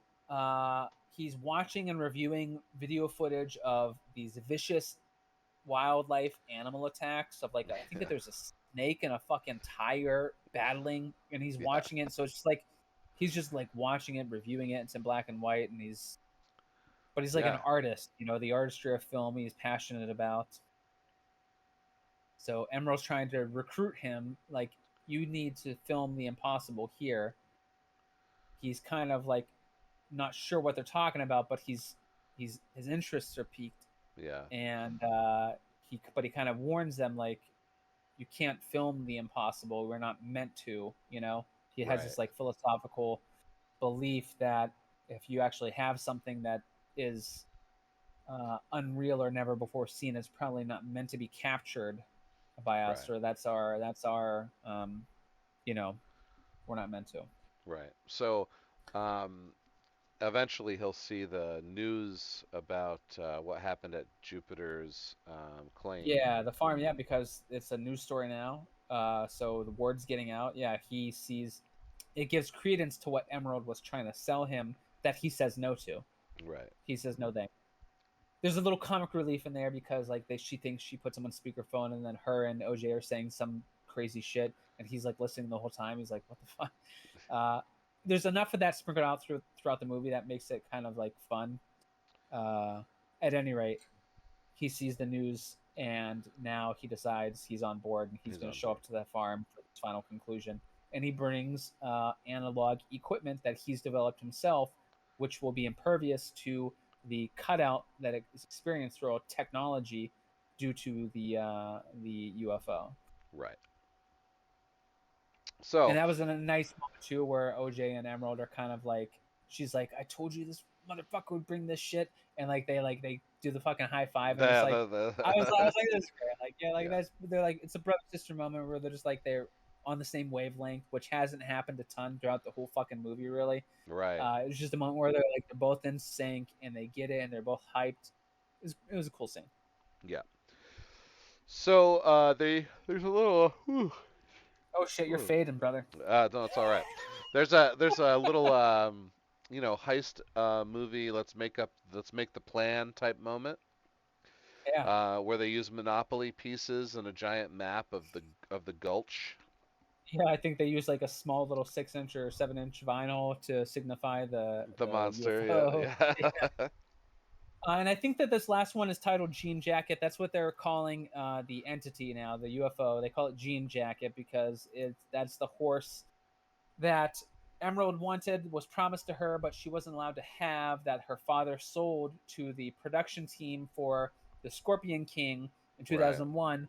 And OJ was like a part of and was helped train the horse to go. And but right. Emerald never had closure. And so they just kind of like relate the two, like it was And this thing. And they also used camels instead of horses in the end, I know it didn't even matter.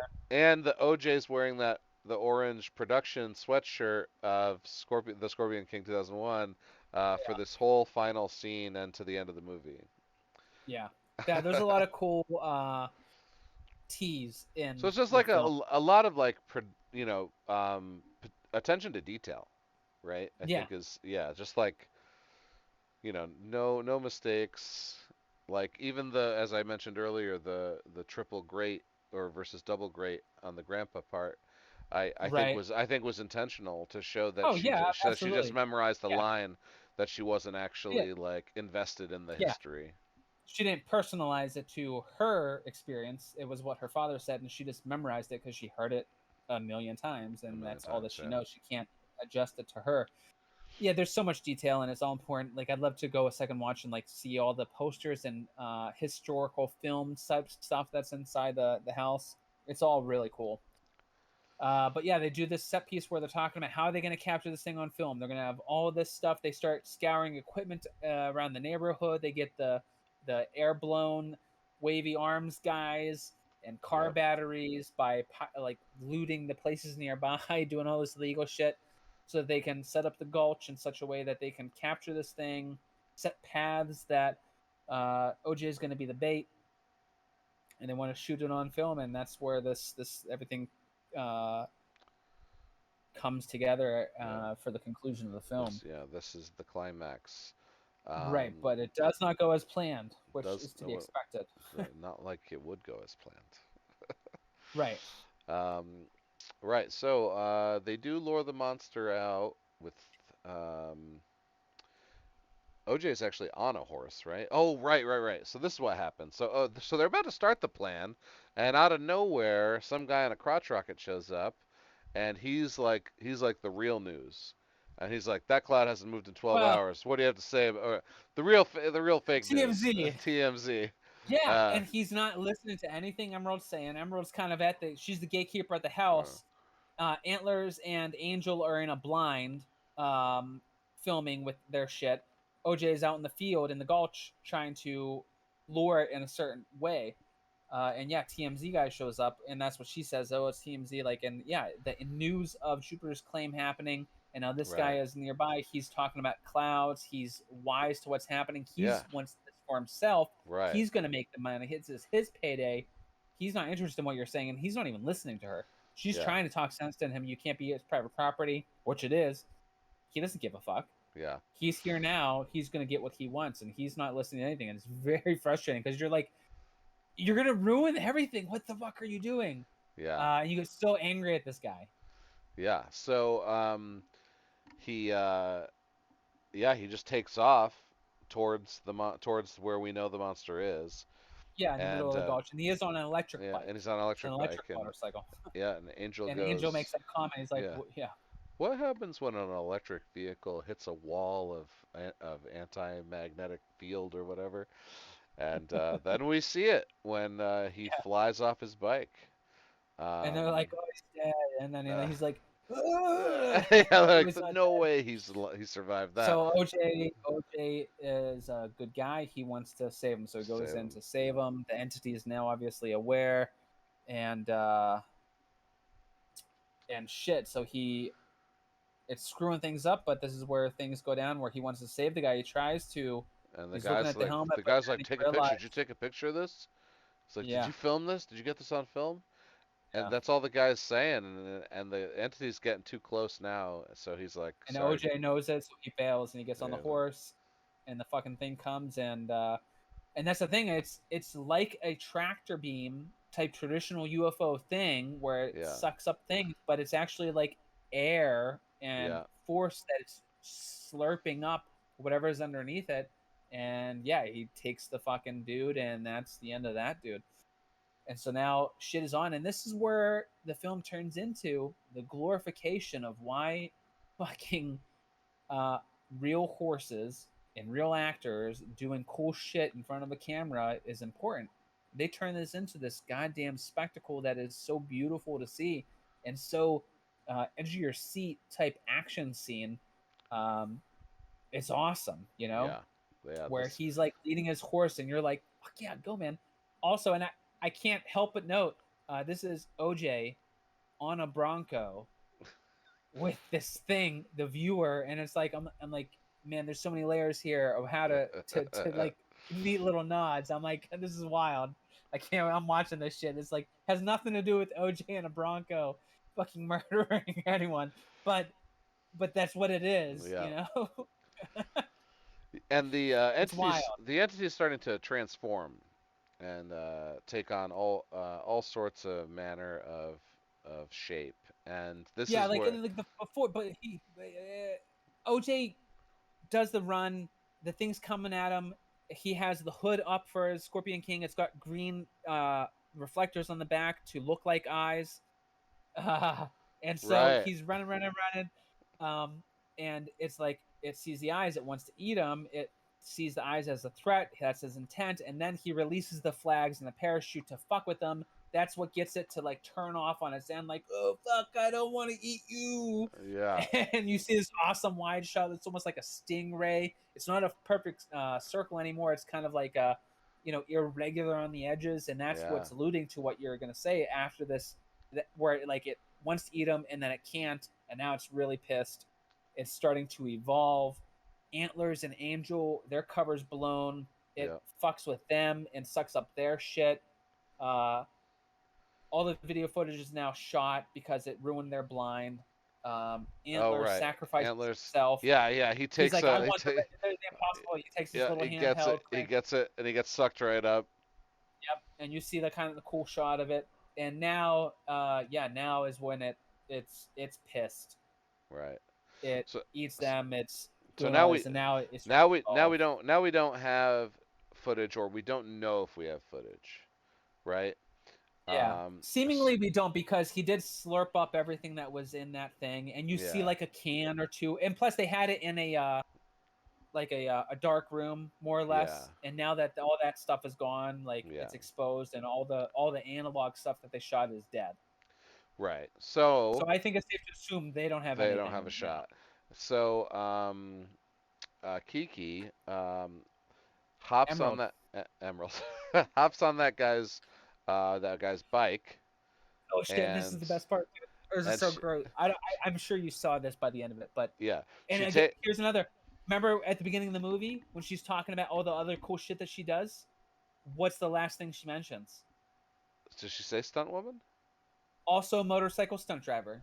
Oh, she does say It that. gives fucking meaning as to why she's able to Why do she's this able fucking to do scene that. at the end of the movie because she is trained to do it. That's He great. thought of fucking everything. That's that. Yeah, I It mean is great. that's so much attention to detail. Aaron's cracking me up in the chat. This is great. Yeah, he's funny. Uh, Okay, so real quick before we get to the finale, the film opened with a Bible verse. yeah, I didn't quote it. Do you have it up and Yeah, ready? I do. Nahum 3:6. I will cast abominable filth at you, make you vile, and make you a spectacle.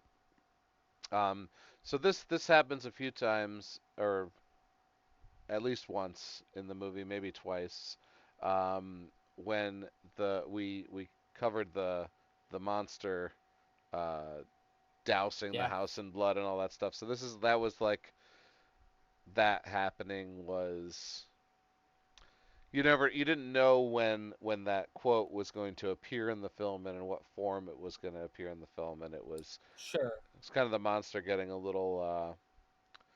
little back at you.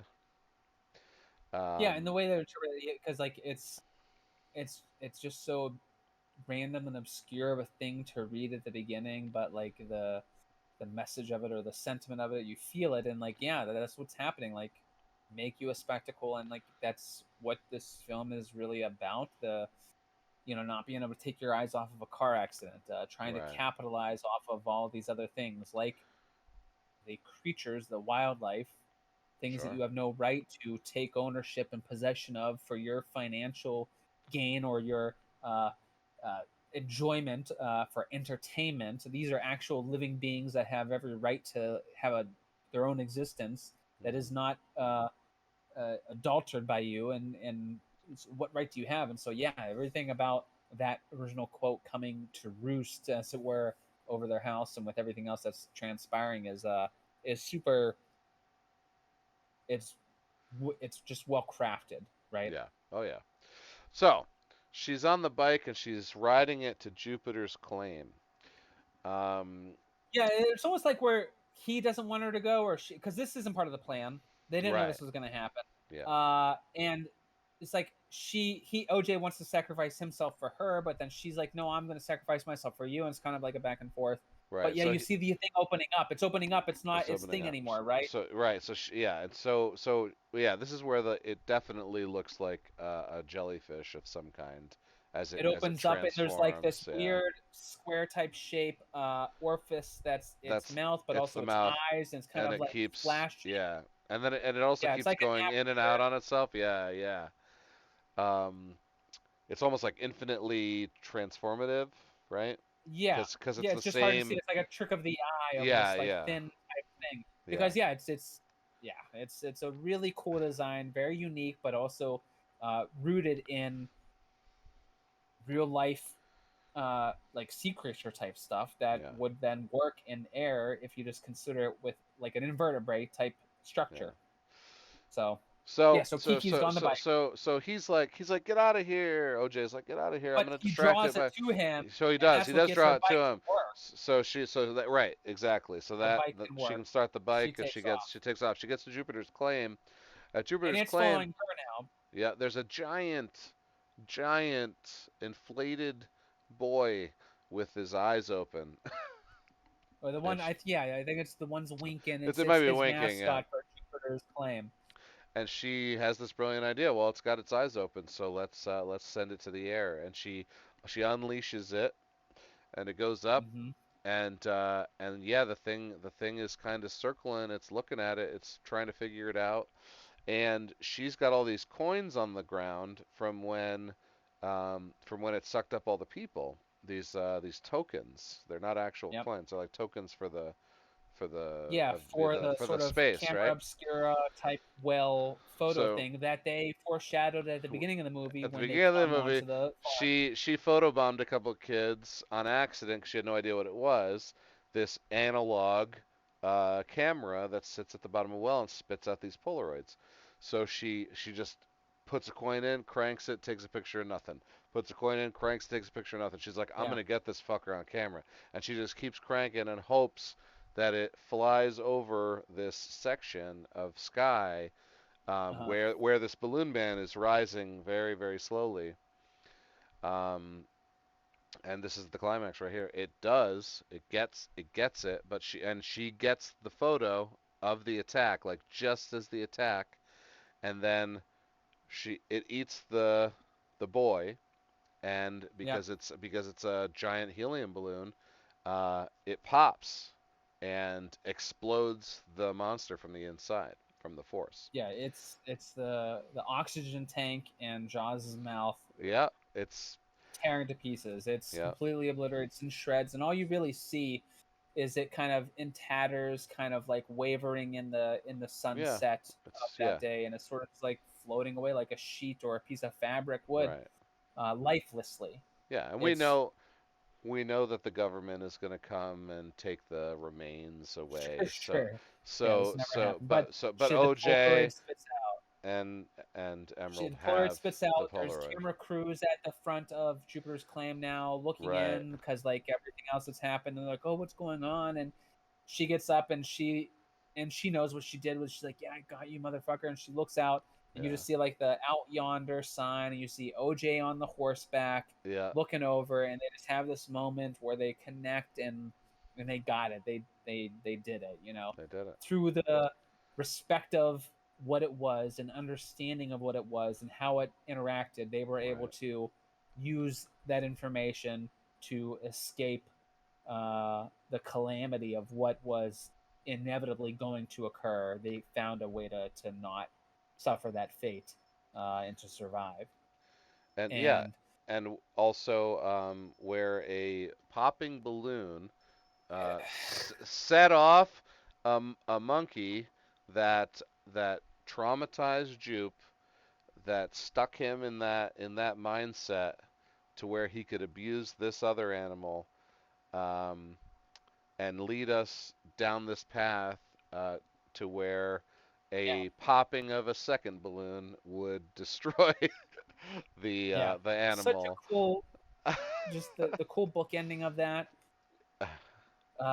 Right. It's intelligent, well Both written, well crafted yeah, filmmaking. both incident or the story started with the popping of a balloon and ended with the popping of a balloon because the beginning of the story is the monkey attack. Oh, and shit. So, did you notice? I was going to mention because you mentioned the e-bike. Did you notice what I wanted to talk about the e-bike and Emerald riding the e-bike and the way that she enters Jupiter's Claim? With the Akira slide. Yeah. Oh Dude, the man, I Akira was like, slide. holy fucking Oh yeah. Akira, dude! Oh my god, it was so good. The And Akira, sorry, I the think the Akira first, slide. sure, I think the first live action rendition of the Akira slide. I think Oh everything else has yeah? been in animation forms. I think I could be wrong, but Jesus Christ, how fucking awesome is that, dude? Because It was. Jordan Peele is Oh a man. huge anime guy, but I was like, oh my god, he did it! Like I was like, this is awesome. It fits with what's happening. It all works. It's not cheap. It's no one else is gonna notice it unless you know this shit. This is for the fucking geeks that Yeah. know this shit. Oh man, that was so satisfying because I no one else in the theater. There was only like a dozen people in my theater when I saw it. No one else Yeah. got it. I'm sure Right. Anastasia didn't get it, but like we got it, and I was Yeah. like, in Oh that moment, man. I was so geeked out, It just like was excited. yeah, it was very satisfying. Yeah. um yeah, so there you have it. I mean uh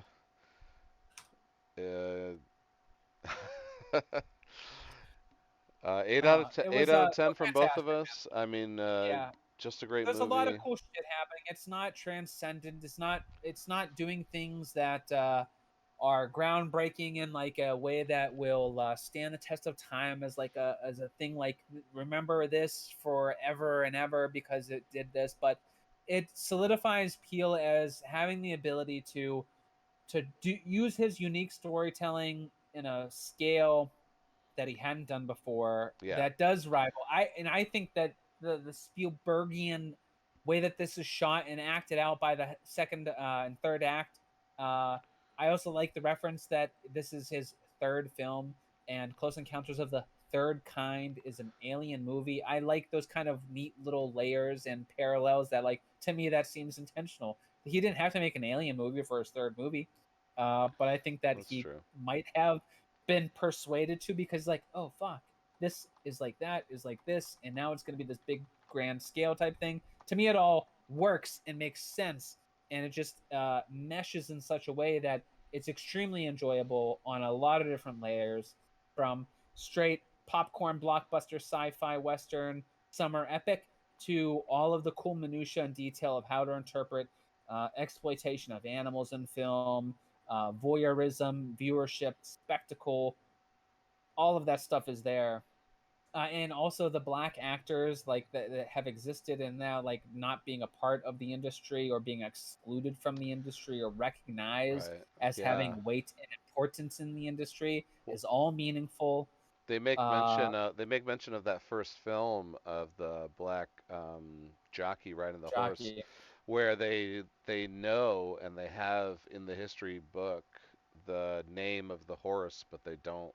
Nobody knows or can remember, and it was never put down the name of the rider. right.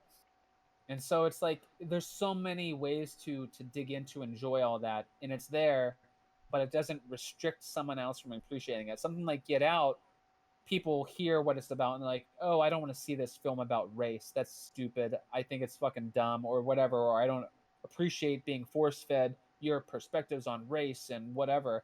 Like that's a serious criticism that a lot of people have and will never watch Get Out or will hate Get Out because of that. And this Right. film transcends all that. It doesn't hit you in the face in that kind of way, but it's saying a lot of similar things in it, but also different things, and it's doing it in a way that's palatable to an audience that's so much broader than what those films were or could have been. And I Right. think that this just shows he's a master of his craft and the way that he tells stories, man. Yeah. And it's Yeah. I I'm mean, all there. my only comment is for the next one, just make sure he wrote it again. Like Jordan Peele, don't don't direct anything you didn't write. Just let's keep this gravy train a rolling. Yeah, man, fantastic. So I think that's gonna wrap it up, right? I don't think that there's a whole lot else that we have to say about get not get out about Nope. uh Fantastic. Highly recommend. yeah, So fun to talk about all the other shit that's yeah, going on in the absolutely. movie.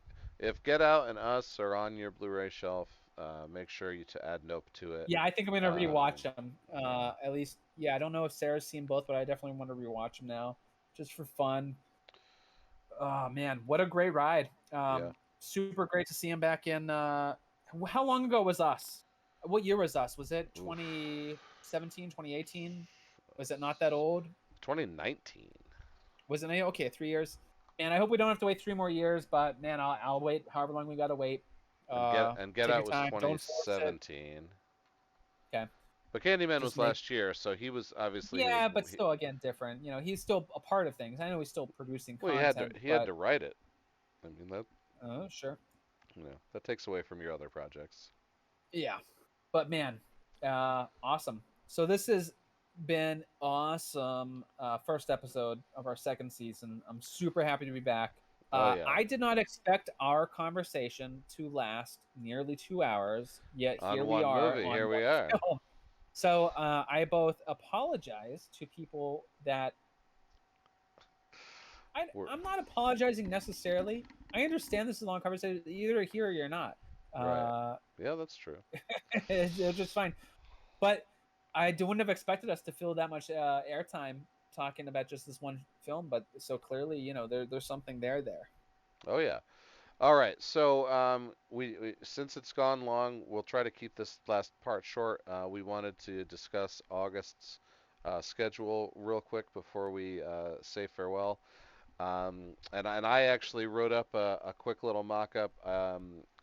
These could change as Rod and I have discussed. None of this. This is all off the cuff. So August 5th, we have Bodies, Bodies, Bodies, which works perfect for next week's episode on August 9th. I think we're probably both on board with that one. Um, August August 12th, Day Shift comes out. That is a Jamie Foxx, Dave Franco, and Snoop Doggy Dogg vampire movie. And I looked for not very long, but I did a little research, and I don't think anything else is coming out that week. So unfortunately, I think that's our best choice for I, the. I'm gonna maybe audible on that one because All I'm right, yeah, sure. that's fine. That's fine. Like, August. I mean, we did review 666. I don't necessarily want to watch another Studio 666, but whatever. I Yeah. get people do. Go on. This one I remember being excited about. It's called Glorious. A man gets like locked in a bathroom somehow, and a voice instructs him on how to stop this world-ending event. The voice is J.K. Simmons. It is independent horror in the Lovecraftian sense, as it was described. Comes out on the 19th, so that could be for the episode on the 23rd. That's on Shutter, right? That's a Shutter release, isn't it? That is a Shutter release, yes. And then the 26th, The Invitation comes out, which could land us an August 30th episode. So, Yeah. I mean, uh, so I'm gonna list. Like, there's still 4 other films. If we don't review them, you should all know about them. Watcher is gonna be hit streaming soon, if it's Watcher, not yep. already on VOD. Which is maybe more of a thriller edge, but either way, highly rated film that's been coming out. Incantation, which is on Netflix now, we may be discussing. We don't know yet. Also, The Reef Stalked is going to be coming out, and She Will, I believe, is on VOD. She Will, I've already seen. Highly recommend. Along the lines of All the Moons, You Are Not My Mother, and all the other Ooh. folky, witchy stuff that has been very popular apparently in the past year because we've seen a fuck Dude, ton of those films. Hellbender. I loved Hellbender, Hellbender. yeah. Hellbender was I don't great. know what the fuck it is, but apparently it's having a resurgence because there's been a ton of fucking witchy folk horror movies, Yeah. and this one I think might be one of the best, if not the best, that we've seen. To be honest. What was the second movie you named? The one after Watcher? Oh, Incantation on Netflix, Incantation, right? which we might be watching. Yep. We could. That could definitely be But instead look, of all Day these Shift. films that we've talked about are all ones that we're going to be watching. We might not be talking about them though. We recommend them. That be on the lookout. If you're looking for something to watch, go see it before we do, or see it when we do see it. We might talk about it, we might not. But it sounds like it. August is a pretty pack filled. Also, Prey coming to Prey, Hulu. which is a show, so maybe we'll. Orphan First Kill. Did you say Orphan First Kill? Oh, I didn't say Orphan First Kill. Orphan First Oh, Kill's the dude, 19th. you're the Oh one yeah, that released the news that yeah. Orphan's First Kill was going to be happening. And Finally, apparently the Twitter people didn't like the way that you said that. they didn't. Yeah, remember the one guy was like, "Oh, it's Oh, not. You the shouldn't last release some time I, information." the last time I Yeah, announced it, he was such a douche about yeah. Well, it's fucking Twitter. There's all kinds of douches. Joe it. Russo of the Russo brothers that helped create Endgame have been just complete douchebags lately with the way that they talk about it. They talk about how they think going to the theater is a an elitist thing to be doing. Having the ability to go to the theater is elitist. I'm like, what the fuck are you talking about? Films are like it's a little expensive, but it's not elitist. Like, what the Yeah, fuck? And then they're talking about how they think that them making a film like The Gray Man, which is on Netflix, which I did see. Did you see it yet? I didn't, but I actually saw the trailer for it when I saw Nope, so I might watch it. It's fun. I'll say that. It's fun. It's Ryan Gosling and it's Chris Evans, right? Chris That's Evans, right? who are fun and are ridiculous and are mouthy quippy type guys, and that's what the movie's about. It's mouthy quippy plucky guys that are murdering people and are guns for hire mercenary type guys, like a John Wick style movie. That's what it is. That's all it Okay, is. It's dumb bullshit, government, CIA, secret op type bullshit that you don't really care, but it's just fun popcorn, entertain me. sure, So sure. it doesn't have any importance. It doesn't have all this cool hidden meaning of shit like this movie does. Anyways, they were saying our ability to make business focused content like The Gray Man is what allows people like the Daniels to make everything everywhere all at once.